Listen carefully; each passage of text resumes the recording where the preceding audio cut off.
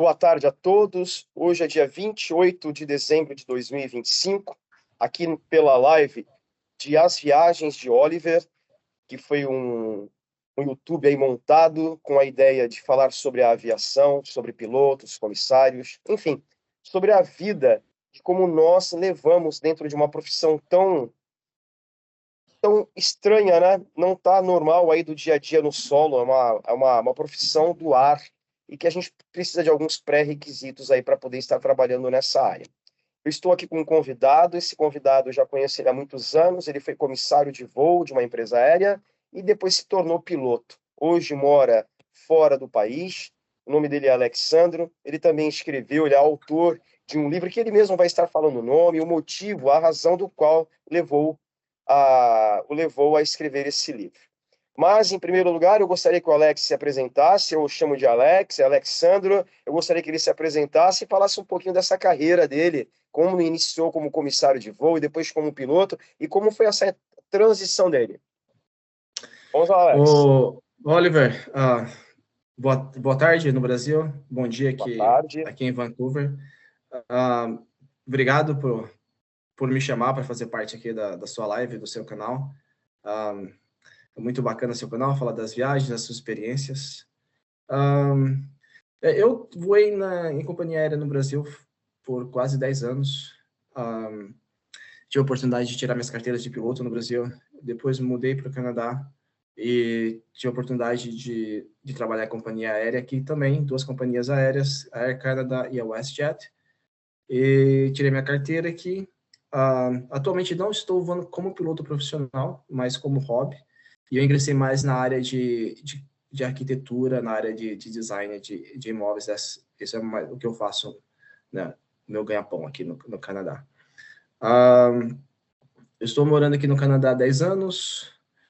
Muito obrigado por todo o seu incentivo e todo o suporte. Meu primeiro professor de inglês, eu não conseguiria resolver fazer essas coisas na minha vida se não tivesse seu suporte, suas aulas de inglês. Que inclusive são inglês, muitas das suas aulas, seus alunos são específicos a tripulantes, né, comissários e pilotos. E é isso. Estou pronto para começar e à sua disposição. Legal, Alex. Alex, em primeiro lugar, eu só gostaria de lembrar aí todos do canal que eu comecei a minha carreira na aviação, eu comecei na Trans Brasil, trabalhei no check-in, depois eu fui para voo. Depois eu fui para uma empresa chamada BRA, uma empresa charter, trabalhei como comissário também durante alguns anos dentro da empresa, e logo depois me retirei, me afastei, entrei na área da educação física, que é a minha paixão maior, e entrei numa outra empresa aérea. Uma decisão que eu tive de última hora, deixei a educação física para segundos momentos, e a gente juntou durante esses anos aí uma experiência muito grande. Como eu falo inglês desde pequeno, parte da minha família é de Santa Catarina, uma outra parte do Rio de Janeiro, então a gente fala inglês já há muitos anos, então sempre dei aula para pilotos, comissários, enfim. Tá? Então é só um pedacinho aí da minha carreira também, para a gente poder se entender e as pessoas que estão assistindo aí a live poderem entender quem é o Oliver, quem é o Alexandro, e futuramente a gente fará outras lives aí para poder falar um pouquinho mais. Tá? Hoje, eu gostaria de te perguntar, Alex, o que te levou a sair de uma empresa aérea, a ir para fora do país onde você está morando agora? O que te levou, que decidiu você a tomar essa decisão? Você sabe que essa é uma pergunta que muita gente me faz, né? E eu já pensei nisso. E o que acontece, na verdade, eu falo que eu estava muito boring, né? Eu estava muito... a minha experiência na aviação foi uma experiência muito boa, né? Com todas as dificuldades de escala e, às vezes, baixo salário, essas coisas. Mas a experiência, ela foi uma experiência muito boa. Foram 10 anos muito bem vividos na aviação. Eu fiz muitos amigos e conheci muitos lugares, muitas histórias. Então, minha vida na aviação era uma vida muito tranquila, para falar a verdade. Mas quando você começa a viajar para fora do Brasil e ver outras coisas, ver que o mundo não se resume, não se limita ao Brasil. Infelizmente, o Brasil ainda é um país, devido à corrupção, um país pobre e, entre aspas, muitas vezes, né, maltratado. Então, você vai para fora, você começa a enxergar um mundo um pouco diferente, né? E quando você experimenta uma coisa que é melhor, que infelizmente é melhor, ou felizmente, né? Você acaba, fala, quero um pouquinho daquilo na minha vida, né? Então, você acaba indo pesquisar mais, você acaba, você começa a criar essa chama, esse desejo de morar fora e de ter oportunidade e de crescer na vida, experimentar coisas novas. E uma coisa foi primordial, eu sempre quis ser pai, então eu sempre achei que seria, se eu tivesse um filho ou uma filha, que é o caso que eu tenho uma filha, seria muito melhor para ela crescer fora, em um país de primeiro mundo ou um país um pouco melhor do que o Brasil, e especialmente em relação à segurança, né? Então, esses foram alguns dos motivos que eu acabei decidindo sair da companhia aérea e mudar para fora. E, Alex, deixa eu te fazer algumas perguntas aí. Ah, durante 10 anos, é um bom tempo de experiência em lidar com o público. Você sabe que a gente aí trabalha com... A gente está no meio de pessoas de Brasília, de todas as culturas, de todas as nacionalidades.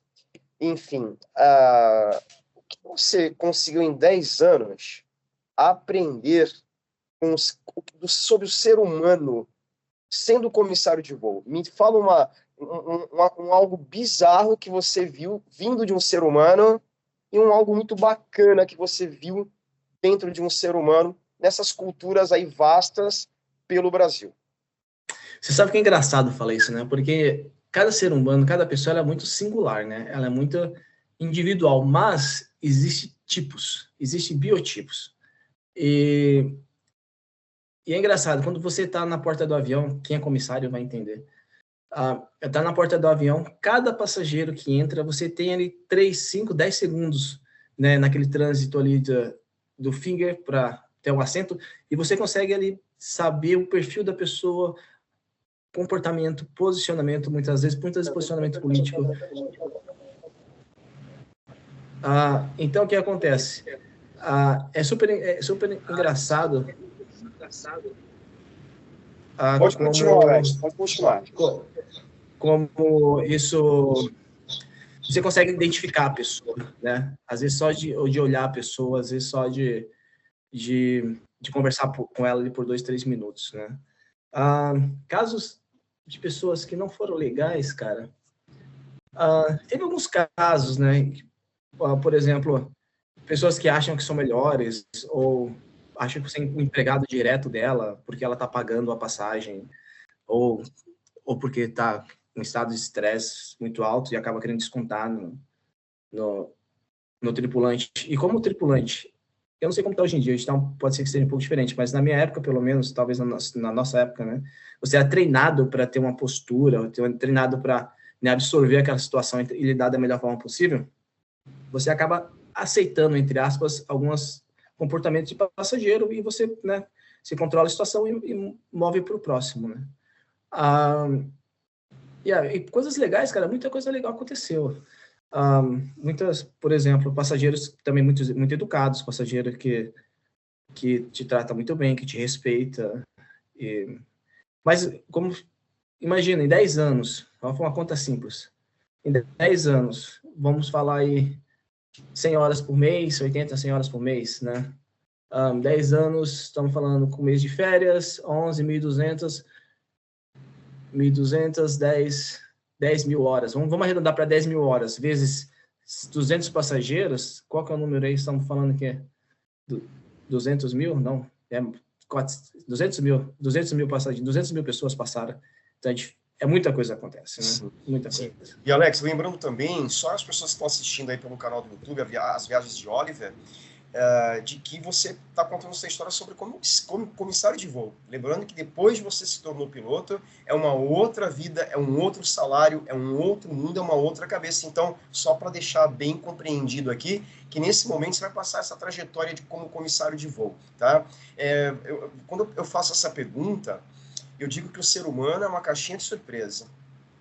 Ninguém conhece ninguém, ninguém sabe de ninguém. A gente sabe os princípios de vida, né? Que é não matar, não roubar, mas as pessoas têm comportamentos bizarros do nada. O mais importante é a gente ter a nossa disciplina, lembrando que as empresas aéreas, elas nos treinam, e elas nos treinam muito bem a seguir o padronizamento, a padronização dela, a gente sabe por onde seguir.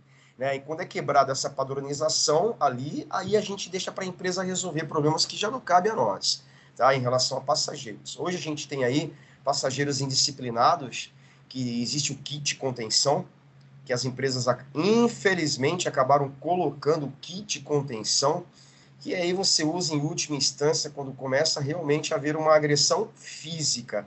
Então, os comissários precisam conter, né, através desses equipamentos, o passageiro para chegar a essa situação, né, Alex? É uma situação bem constrangedora, bem frustrante, né? Você tem que requerer a sua habilidade física, né? Mas o que acontece é um negócio muito complicado.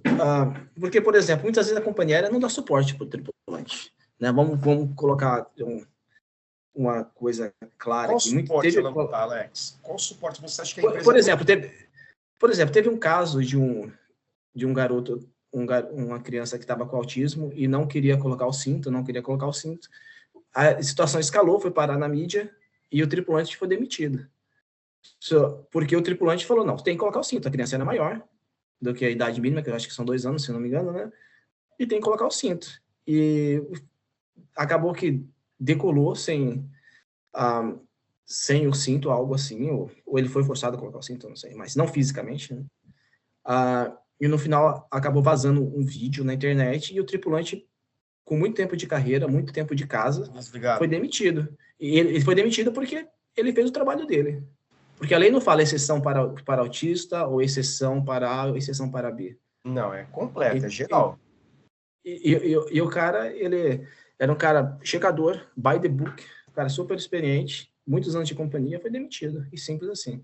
Então, a realidade é que muitas vezes a companhia não dá suporte. Infelizmente, em muitos casos, a companhia não dá suporte pro tripulante. O tripulante, lembrando que o passageiro, às vezes, ele não sabe disso. Quem sabe somos nós, né, tripulantes, de que um passageiro sem cinto, numa decolagem ou no pouso, o comandante ele pode pegar, né? Você como comandante também sabe disso, uma nuvem aí bem daquela das brabas e arremessar e quem está dentro da aeronave para o teto, como a gente já viu vários casos de colegas que se afastaram de INSS, foram arremessados pelo teto, pro teto, né? Por nuvens, principalmente acumulonimbus. Então, assim, é muito complexo. É isso que leva a gente a fazer uma live aí, né, a mostrar a realidade tanto para os passageiros quanto para os tripulantes. Os que vão e aí tem um problema, que é o seguinte, o cara fala, mas se eu me machucar, o problema é meu. Não, não é, porque você não vai se machucar, você vai machucar alguém. Então, assim, quando você está dentro de um avião, dentro de uma lata de sardinha, todo mundo apertado, sentado um do lado do outro, você não vai, se tiver um problema por exemplo, de turbulência, como você está falando, você vai machucar o seu vizinho, você vai machucar o passageiro do seu lado, você não vai se machucar apenas. Então, não é sobre você, é sobre a ideia de coletivo, né? O problema é que, hoje em dia, no meu ponto de vista, os direitos individuais, eles se sobrepõem ao direito coletivo, que não deveria ser. Né? Esse é o meu ponto de vista. Eu, particularmente, sim, um ponto de vista, entre o meu emprego e seguir o padrão da empresa, eu preferiria seguir o padrão da empresa. Então, passageiro nenhum decola sem cinto, isso não há possibilidade. Se eu tivesse num voo, por exemplo, eu teria tomado algumas providências com o comandante e assim, olha, eu estou seguindo o fundamento da empresa, eu concordo, porque eu já vi gente sendo arremessada para o teto, ele sendo autista, aí que é mais delicada a situação, porque ele precisa da ajuda, da orientação de quem não é. Aí depois que acontece um fato desse aí, com um autista ou com uma outra pessoa, seja quem for, né, independente de autismo ou não, né, aí o pai cai a ficha, que é a consciência, e processa ainda a empresa, e quando não o tripulante, a gente é levado para o tribunal para responder por mas a gente não sabia. Então é um caso assim que a gente tem que ser muito bem pensado. Esses tripulantes novos que vão entrar aí, a aviação não é um mar de flores como todo mundo pensa, é um mundo onde, se tudo for feito tranquilamente, é um transporte seguro.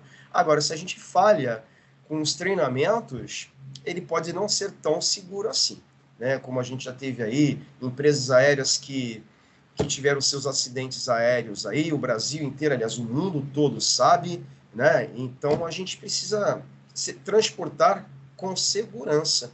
É uma pena saber disso, mas acredito que ocorra mesmo.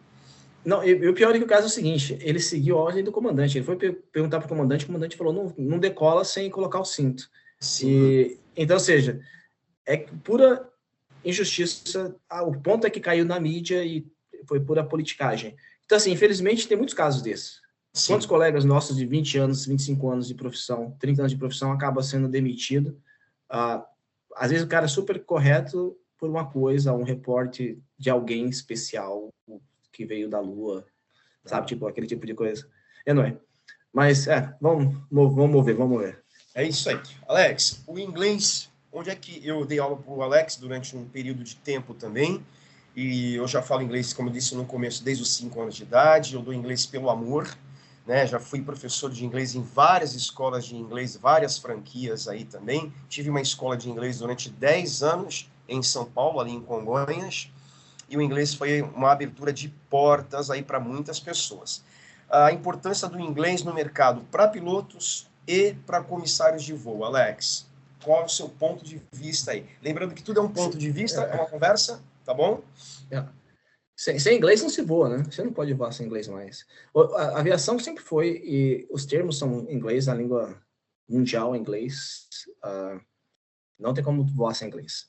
Eu acho que se a pessoa quer voar, a primeira coisa que ela tem que fazer é começar a estudar inglês, né?